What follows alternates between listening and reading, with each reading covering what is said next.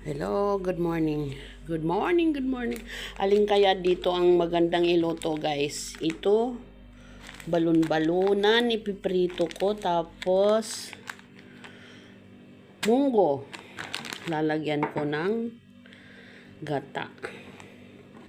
Pero parang matagal. Matagal pang pakuluan yan, munggo eh. Or, ito, sardinas at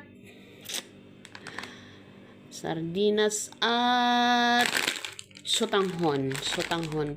Kasi kahapon pa ako nakakakita ng mga sardinas na ulam sa Facebook. Kahapon pa ako nakakakita ng sardinas na ulam.